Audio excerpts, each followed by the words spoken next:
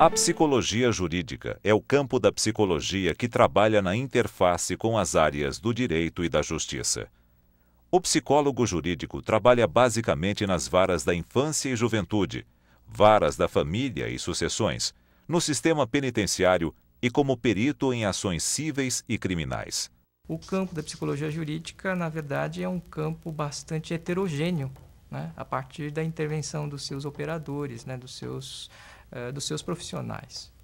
E também tem sobre si um certo encargo de tentar unificar um pouco essas formas de entendimento, de atuação, para fazer frente a outros profissionais com quem efetivamente nós estamos encontrando na nossa prática, né? Ou seja, o juiz, o advogado, o assistente social, né?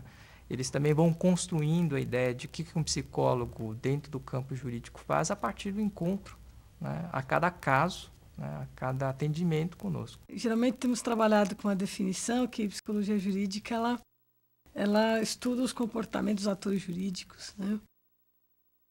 Então, ela não se limita à instituição, a uma organização jurídica, né? A ação psicológica pode estar fora de qualquer instituição, como, por exemplo, o psicólogo clínico, ele pode ser chamado para ser perito ou fazer alguma avaliação, enfim, e essa avaliação constar do processo.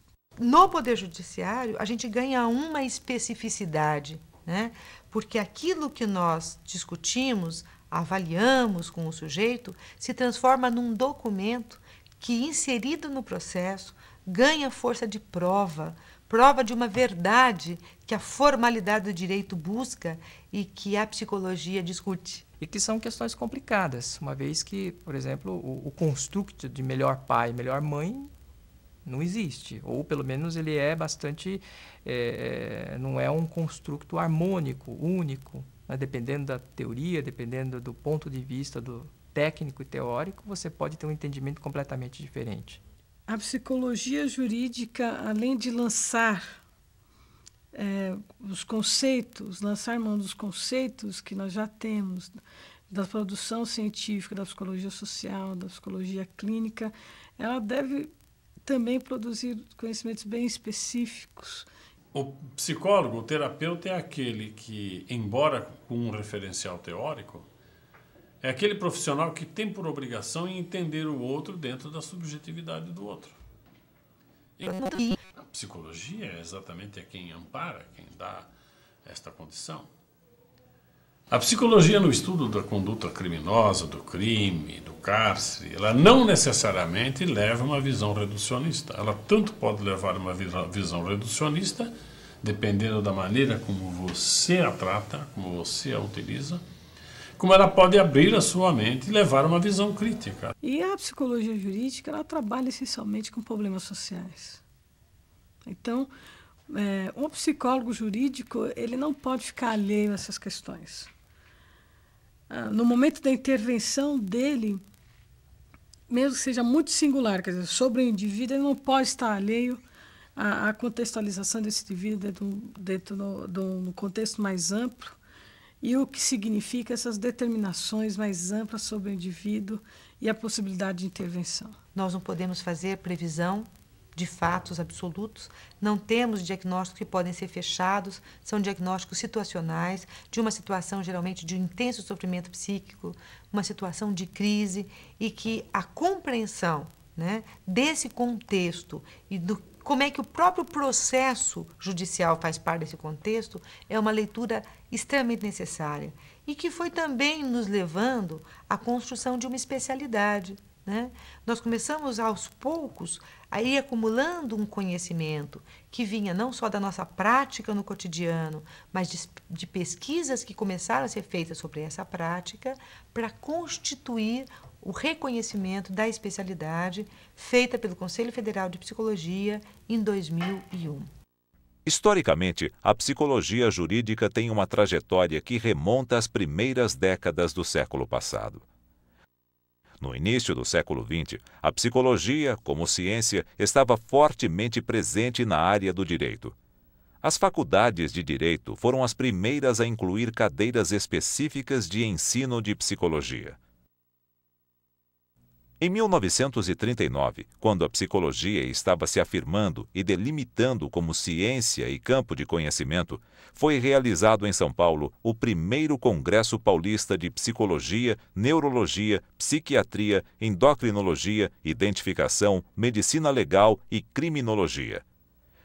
Neste evento, os trabalhos de psicologia jurídica foram incluídos na seção de criminologia.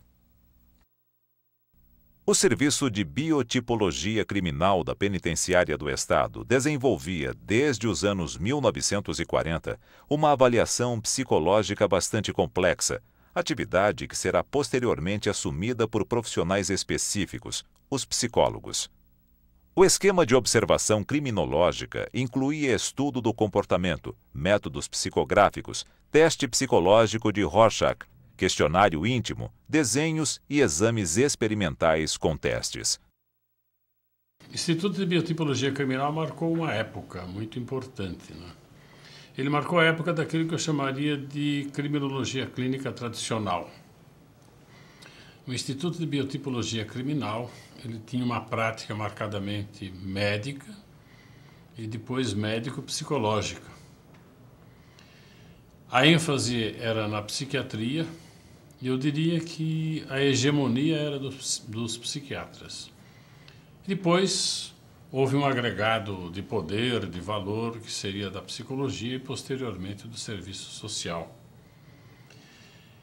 Isto é o seguinte, quer dizer que qualquer benefício que deveria ser concedido ou que era pedido para os presos, do tipo, por exemplo, livramento condicional, prisão albergue domiciliar, regime semiaberto, deveria ser instruído com parecer do Instituto de Biotipologia Criminal. E mais, na grande maioria dos casos, os presos recebiam a chamada medida de segurança do juiz, por parte do juiz. Esta medida de segurança presumia que se tratava de um preso perigoso, no sentido técnico de periculosidade. Periculosidade no sentido técnico significa uma condição imanente própria do indivíduo, psíquica, interna dele, intrínseca às suas condições orgânicas, às suas condições emocionais, psíquicas, de personalidade. Condição esta imanente dele que o levava, vamos dizer assim, ao crime. Pelo que se inferia que ele seria como que predeterminado ao crime. Daí o famoso, predeterminismo ao crime, que já vem desde a época de Lombroso. Portanto, além dele cumprir a pena privativa de liberdade, ele deveria cumprir uma medida de segurança e tratamento. Daí que qualquer benefício a lhe ser concedido ficava sujeito à verificação de cessação desta periculosidade. E esta era a atribuição do Instituto de Biotipologia Criminal, que, portanto, funcionava dentro daquilo que eu chamaria hoje de conceito tradicional de criminologia clínica. Entre os testes aplicados estava o PMK, criado por Mirey Lopes como técnica para determinação de periculosidade atual e potencial. Mirey Lopes, uma das maiores autoridades em psicologia jurídica, defendia que a psicologia deveria atuar na prevenção e no desenvolvimento de instrumentos de previsão de possíveis delitos, promovendo programas profiláticos de higiene mental, que visassem impedir que o indivíduo entrasse em conflito com a lei. Na década de 1940, a psicologia jurídica não se limitava à psicopatologia e ao estudo dos criminosos.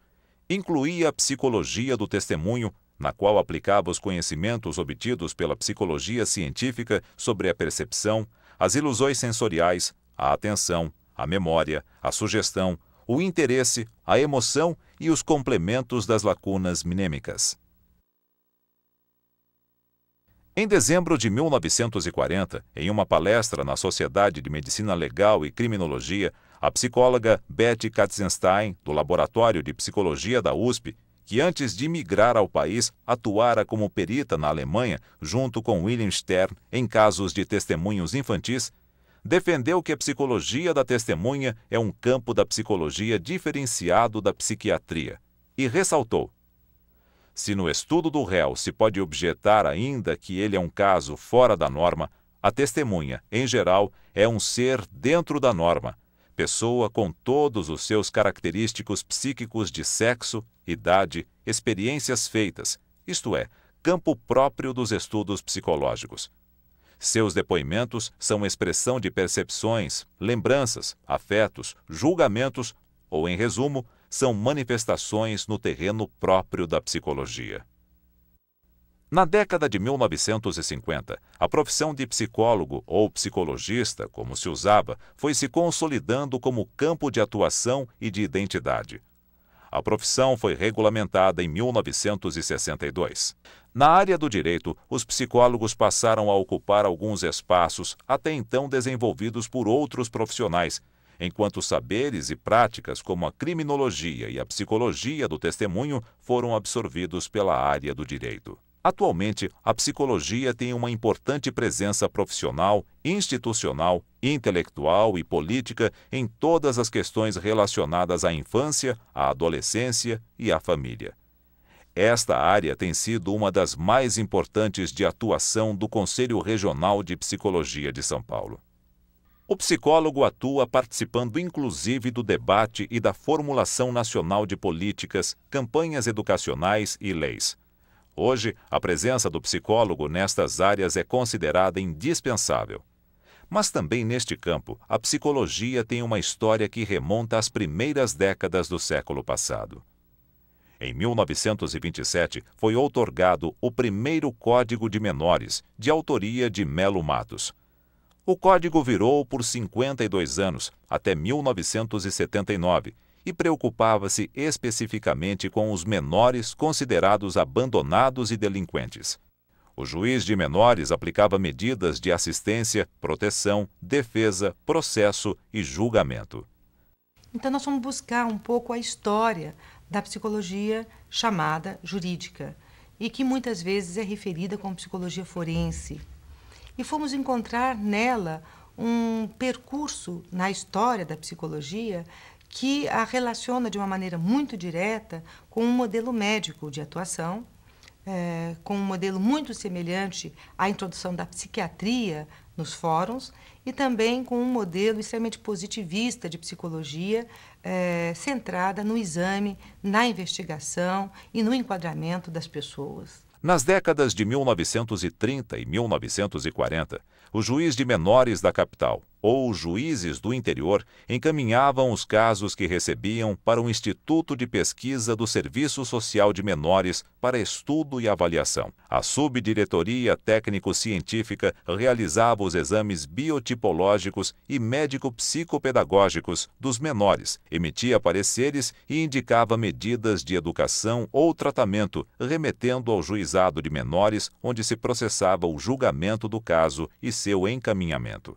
Nesta época, eram emitidos pareceres sobre o estado mental com a avaliação de aspectos como inteligência, comportamento ou personalidade dos menores e orientações para auxiliar o julgamento do juiz. Na década de 1950, esta função passaria a ser exercida por um psicologista. Outro serviço ligado ao juizado de menores era o Serviço de Colocação Familiar, criado em 1949 para dar amparo às famílias carentes que possuíssem menores sob sua guarda. Em 1953, o serviço prevê a criação de uma clínica de orientação juvenil composta de um médico e de um psicologista.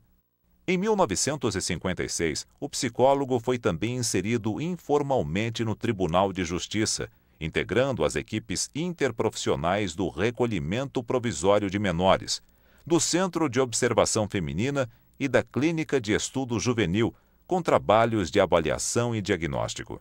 Ainda nos anos 1950, os psicologistas passam a integrar as equipes de alguns serviços ligados ao juizado de menores, como o Serviço de Abrigo e Triagem, em 1954. Em 1979, com a promulgação do novo Código de Menores, os psicólogos começaram a atuar nas audiências interprofissionais junto com os assistentes sociais, inicialmente na Vara Central, expandindo-se depois para as varas regionais. Considerando que o Código de 1979 ele ainda é um código extremamente tutelar, que coloca o Estado como aquele que vai tutelar os que fugiram da regra, como se estar numa condição de vitimização, seja por sexual, física, psicológica, estar numa situação de carência e de miséria, fosse uma responsabilidade individual, pessoal de cada um. Então, assim, uma demanda em que o psicólogo fosse aquele que iria fazer a investigação do subjetivo, aquele que estaria vendo lá dentro do sujeito as suas motivações para aqueles comportamentos que eram considerados desviantes, ou a situação familiar era irregular e essa família precisaria ser regularizada, adaptada a um modelo de família normal, ou o adolescente que estava praticando atos infracionais deveria ter o seu comportamento controlado, vigiado pelo Estado. Os psicólogos começaram a perceber a necessidade de debaterem a sua questão ética, a sua questão técnica, para se fortalecer diante de um poder que os colocava como um saber menor. Um saber que vinha auxiliar, sim, a administração da justiça, mas da forma como a justiça queria. Não com aquilo que a psicologia efetivamente poderia oferecer, mas com aquilo que eles julgavam que a psicologia deveria oferecer. O que nós decidimos enquanto grupo, enquanto construção coletiva de um saber? Que nós deveríamos nos inserir nessas semanas de estudos, levando já um questionamento sobre a inserção do psicólogo na estrutura do Tribunal de Justiça e discutindo o quanto esse conhecimento poderia estar trazendo um novo olhar para essas questões. E que não fosse uma prática adaptativa, uma prática de sujeição, mas uma prática de transformação dessa realidade institucional. Essas propostas elas acabaram sendo ouvidas por um conjunto de juízes e desembargadores que se preocuparam efetivamente em discutir o conceito de minoridade com os profissionais de serviço social e da psicologia. Então, a gente ganha um papel de interlocutor da prática que acontecia no judiciário. E como interlocutores dessa prática, nós conseguimos propor a efetivação desse lugar através de um concurso público que aconteceu em 1985. Então, nós tivemos a criação de cargos através de um projeto de lei, criação de cargos, de 64 cargos de psicólogos para a capital. Isso foi uma luta da categoria, foi um primeiro concurso em que nós conseguimos levar o Conselho Regional de Psicologia como fiscalizador do certame e como elaborador do concurso. Em 13 de julho de 1990, foi aprovado o Estatuto da Criança e do Adolescente, o ECA, uma lei protetora dos direitos da criança e do adolescente, cabendo ao psicólogo judiciário interferir quando estes direitos estão ameaçados, contribuindo para o resgate da cidadania da população infanto-juvenil. O ECA legitima a equipe técnica para o funcionamento da Vara da Infância e Juventude, antiga Vara de Menores, enquanto serviço auxiliar. Os dispositivos do ECA definem que a atuação do psicólogo judiciário não se restringe à atividade pericial. Os psicólogos que estavam nessa época trabalhando no judiciário foram também construtores do ECA, do Estatuto da Criança e do Adolescente. Nós vivemos a passagem dos diversos códigos, né? De 1979, de 1927 para 1979, o Código de Menores, e do Código de Menores para o Estatuto da Criança e do Adolescente. Mas nós colaboramos com essa transformação. E colaboramos de que forma? A partir da crítica que nós tínhamos ao nosso próprio fazer. Quando nós percebíamos essa distorção de se colocar a responsabilidade, né, das mazelas sociais nos sujeitos pessoais, individuais. E a lógica do processo jurídico, que é único, né, com início, meio e fim, ela perpetuava uma visão muito pouco abrangente da realidade. Então, o que os psicólogos e os assistentes sociais do judiciário começaram a fazer? ao discutir essa prática, ao trazer essa prática para ser discutida no Conselho, eles começaram também a discutir o quanto, né, a política de atendimento aos direitos da infância precisavam ser modificadas no país de acordo com a própria Constituição Brasileira de 1988. E esta participação foi muito efetiva junto com os promotores da infância, que eram, na época, muito críticos e muito organizados. E aí o assistente social e o psicólogo do judiciário, eles começam também a dar uma contribuição histórica, não só para uma prática inserida naquela instituição, mas para os efeitos dessa prática na transformação da situação da criança no país. Tínhamos uma comissão representativa com assistentes sociais e psicólogos de todas as varas, organizando esses encontros para discutir a nossa trajetória profissional, discutir os efeitos da nossa prática e uma preocupação muito grande com alguns dilemas éticos que nós vivíamos no início da nossa carreira e da construção da nossa profissão no judiciário, que eram questões que falavam até de um certo conflito entre aquilo que nós aprendíamos na nossa Constituição, enquanto profissionais psicólogos, o nosso código de ética, e aquilo que nos era demandado pela instituição. Então, como que nós iríamos, por exemplo, fazer um acerto entre sigilo, segredo de justiça, né, e um laudo que vai funcionar como uma prova no processo para uma decisão que pode mudar e determinar, inclusive, identidades.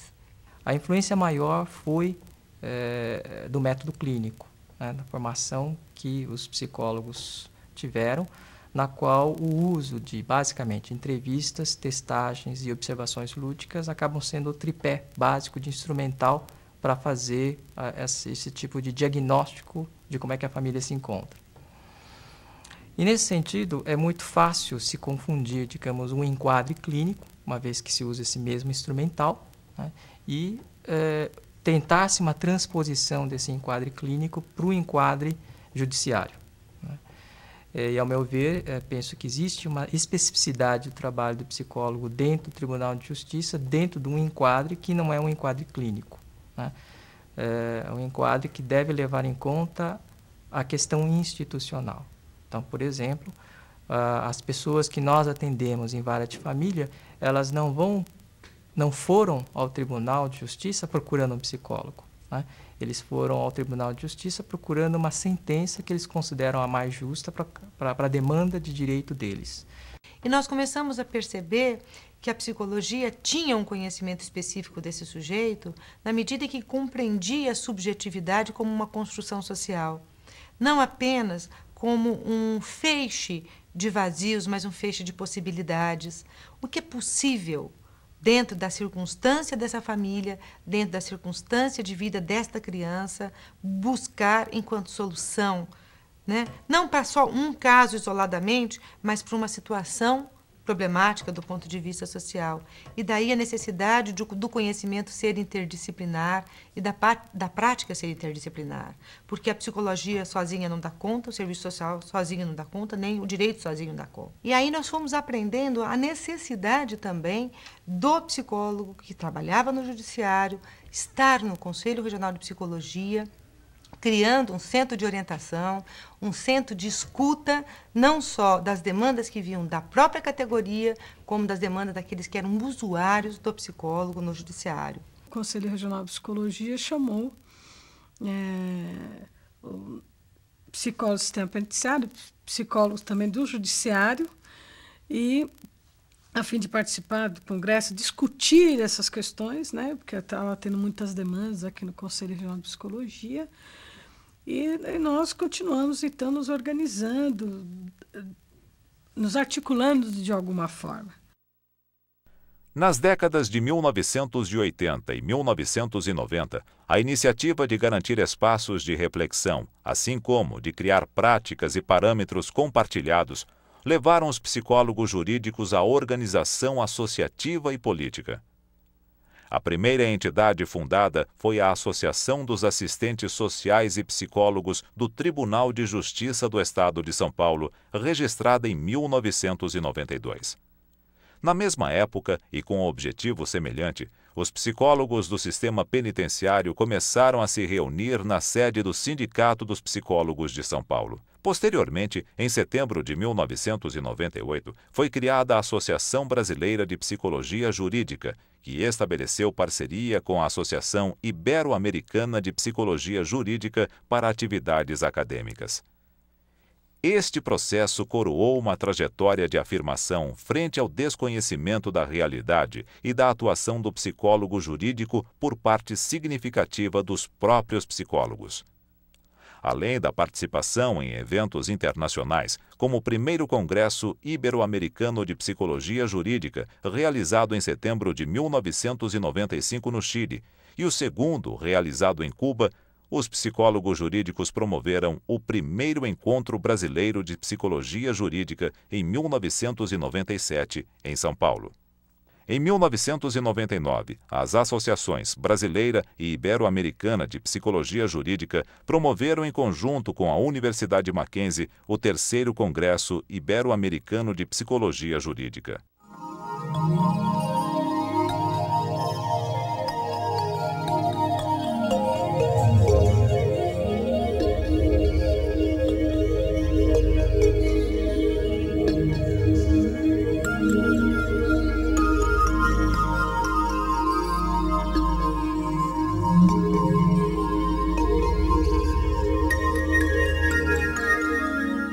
Quando nós voltamos do Chile e toda essa coisa, nós vamos usar muito o termo psicologia jurídica exatamente como um adjetivo mais abrangente, o termo jurídico, né, que poderia se referir às ações tanto na fase processual como de execução de qualquer determinação judicial. E assim nasceu a Associação Brasileira, que acabou realizando o congresso em 1999, né, foi o terceiro Congresso Ibero-Americano de Psicologia Jurídica, e que teve a sua importância porque foi o primeiro congresso realizado no Brasil a respeito desse tema, psicologia jurídica. Então, ali, nós estávamos alcançando um dos nossos anseios, já de anos de articulação, de conversa, que era exatamente, ao mesmo tempo, permitir a reunião de pessoas que trabalhavam na área da psicologia jurídica, apresentação de conhecimentos científicos a respeito e, ao mesmo tempo, incentivar, né, a própria produção científica, a reflexão da prática, a publicação sobre as práticas que eram realizadas nos diversos setores da psicologia jurídica. Além de trabalhar nas varas da infância, o psicólogo começou primeiro cumulativamente a trabalhar nas varas da família e sucessões, onde ele vai lidar com situações de disputas entre aqueles que se separam, né? Geralmente, os pais que, num processo judicial de separação, acabam indo disputar ou a guarda dos filhos, ou a pensão desses filhos, ou o regime de visita que esses filhos vão ter.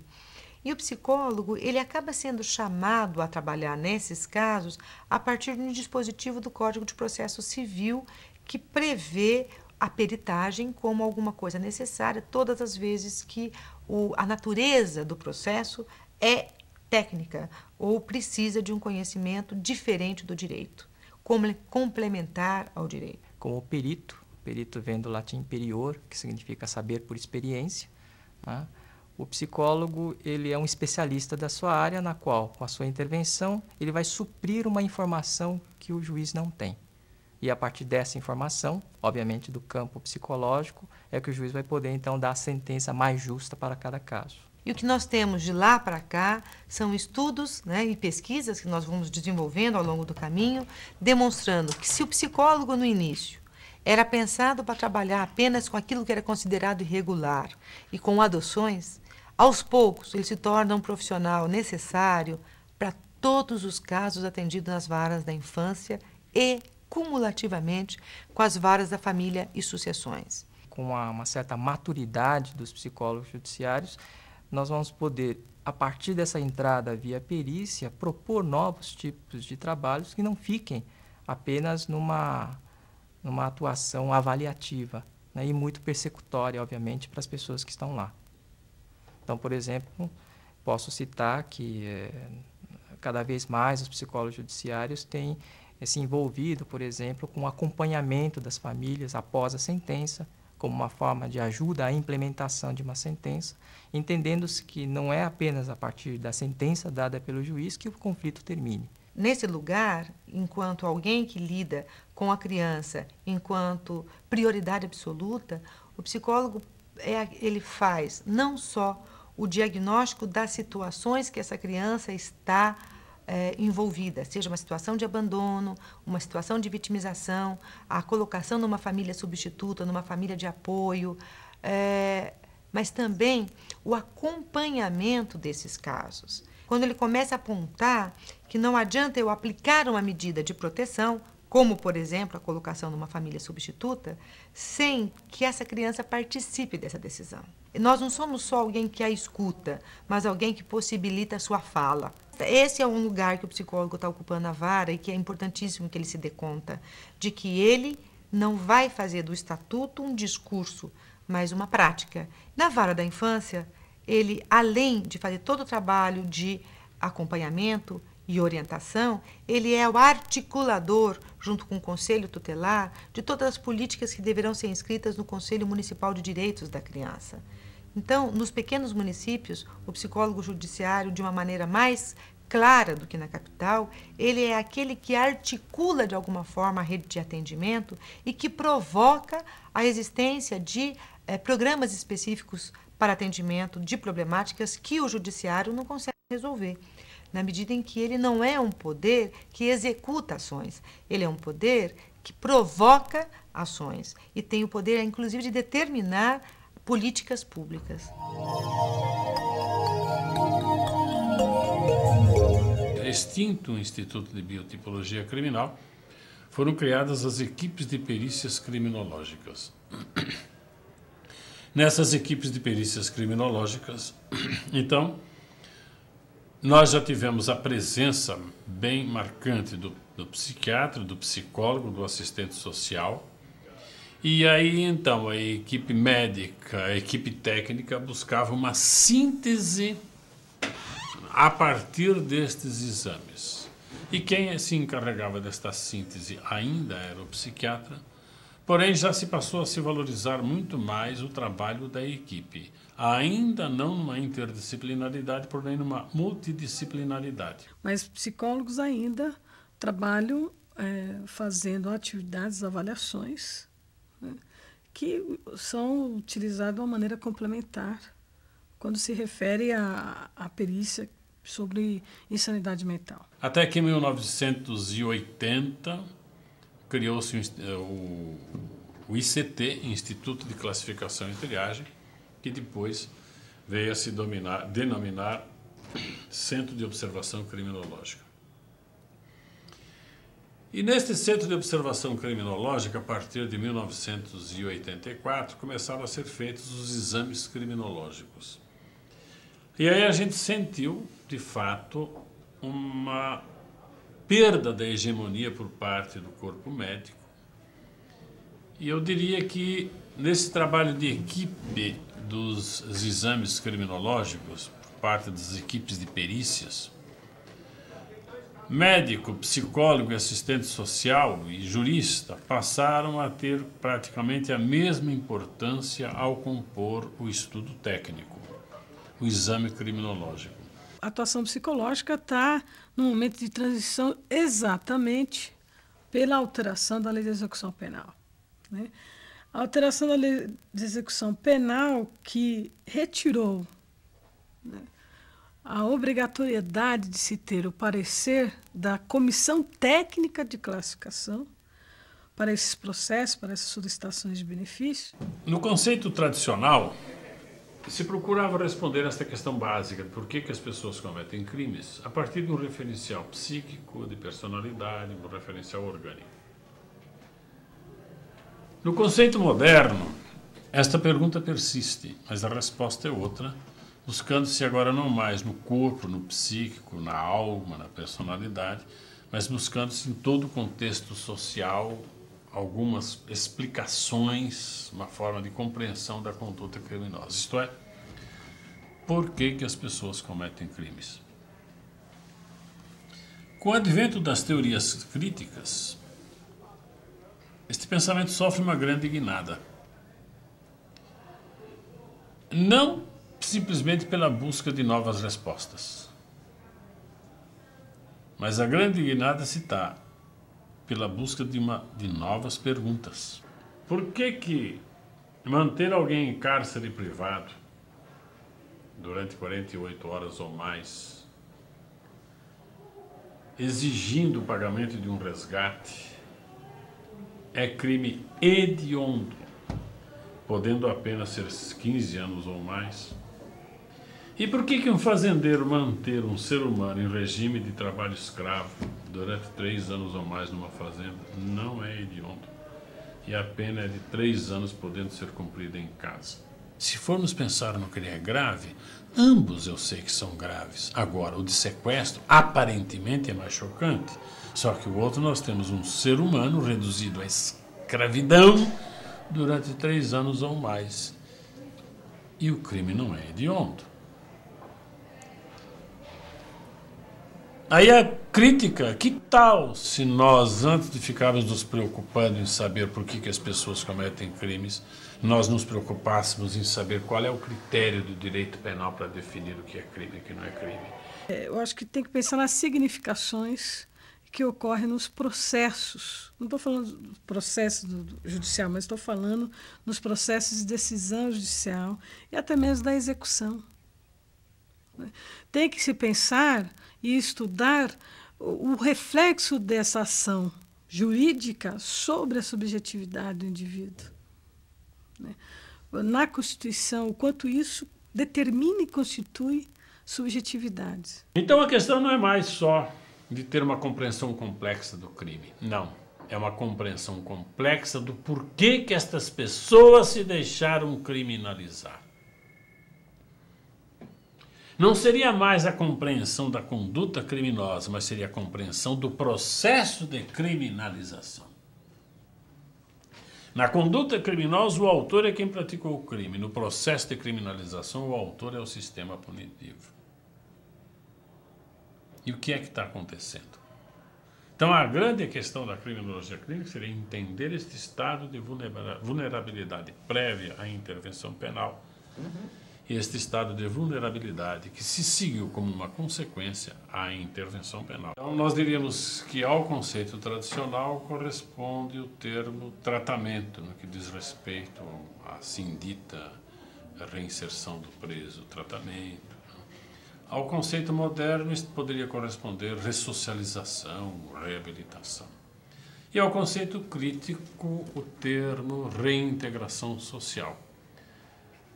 Enquanto o tratamento supõe uma abordagem de saúde, abordagem de personalidade, ressocialização supõe uma espécie de readequação ética, de conduta de acordo com os padrões sociais. O termo reintegração, que é proposto por Alessandro Barata, que é um crítico, supõe uma relação de igual para igual entre pessoas. Não só o interno, o encarcerado, vai se transformar, como também a comunidade que está interagindo com ele também vai se transformar. Então, a reintegração social, diríamos assim, ela supõe uma derrubada, ainda que simbólica, dos muros do cárcere. E um reencontro entre estes dois segmentos, até então em conflito. À medida que o psicólogo trabalha visando a reintegração social e encontra ações alternativas, com outra forma de mudando de enfoque, né? Não preocupado em estudar o comportamento criminoso, mas preocupado em essa pessoa que está aqui vai ter que voltar para a sociedade, né? E, obviamente, essa ação que se dá dentro do sistema implica também que a sociedade esteja mais aberta para esse retorno, né? Então, essa ação, é claro que não é só o psicólogo jurídico que vai realizar isso, ele é apenas um dos atores, e ele tem essa possibilidade atualmente de realizar isso. Então não se trata, absolutamente, de superar os traços criminógenos de uma personalidade, mas de redirecionar esta personalidade das suas próprias características para uma conduta, não é, que seria mais aproveitável para eles mesmos e a partir de um reconhecimento da própria sociedade.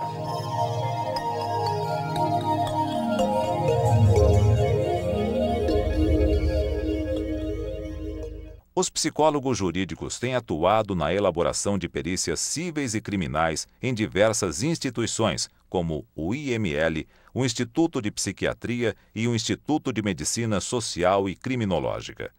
São profissionais que atuam como peritos, emitindo pareceres técnicos e, muitas vezes, complementando o parecer psiquiátrico em casos de avaliação de insanidade mental. A perícia civil atua nos seguintes casos: casos de interdição, capacidade de testemunho nos processos civis, perturbação mental, seguro de vida, capacidade de testar e doar, questões matrimoniais, acidentes de trabalho, infortúnio e curatela dos pródigos. Os psicólogos jurídicos podem atuar também em delegacias, em programas de proteção à testemunha e junto a ONGs que atendem egressos das prisões.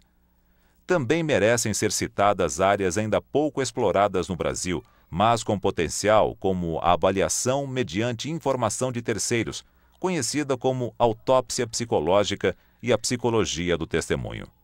Pensando então no suicídio como o ato de se matar intencionalmente e pensando na autópsia psicológica como um modo de avaliar após a morte o que estava na mente do indivíduo antes da morte, podemos então conceitualizar a autópsia psicológica como um tipo de estratégia de avaliação retrospectiva, que tem como finalidade reconstituir a biografia da pessoa falecida.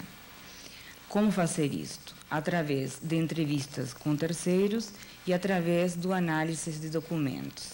Uma área em grande expansão e que merece destaque na psicologia jurídica é a mediação, que já tem papel importante na resolução de questões ligadas à família e que tem aumentado sua atuação na área civil. Uma dos desafios, acredito, da psicologia jurídica é exatamente contribuir para algumas problemáticas sociais para contribuir para maior visibilidade, para ressignificações de sentido que se tem no âmbito social de problemática como a questão racial no Brasil, né? É algo assim específico, eu considero específico. Não, os Estados Unidos têm essa questão, é lida de uma maneira diferente. No Brasil ainda, dentro do âmbito jurídico, da psicologia jurídica, parece que esse tema não tem a visibilidade que precisa ter, porque nós temos uma história no país racistas, né? As crianças que são abandonadas, despidas de direitos, elas têm cor, né? Essas primeiras crianças, né? As crianças que não são adotadas, elas também têm cor, né? Pertencem a um grupo étnico, né? Então, percebo que se relega a essa discussão da psicologia jurídica. Acredito também por conta dessa falta de visão mais ampliada que o psicólogo jurídico precisa ter, né? Ou seja, das determinações sociais que nós temos, do funcionamento da nossa história, né, enquanto sociedade, formação da sociedade. Os futuros psicólogos possam enxergar esse tipo de atuação numa instituição ligada à justiça como um campo pertinente de trabalho, né, e não ter que refazer todo o caminho que foi feito a nível da busca de métodos, da busca de interlocução, né. Penso que existe já um caminho trilhado, não só no Brasil como fora, da qual a gente poderia estar se aproveitando para seguirmos daí para frente. Enquanto ele acaba por trabalhar a subjetividade humana a partir de um contexto social e se ver nesse contexto como um transformador histórico, como um agente histórico. Eu acho que essa é uma das grandes contribuições que o psicólogo do judiciário trouxe para a psicologia e trouxe para as políticas públicas no país, relacionadas principalmente à infância e à família.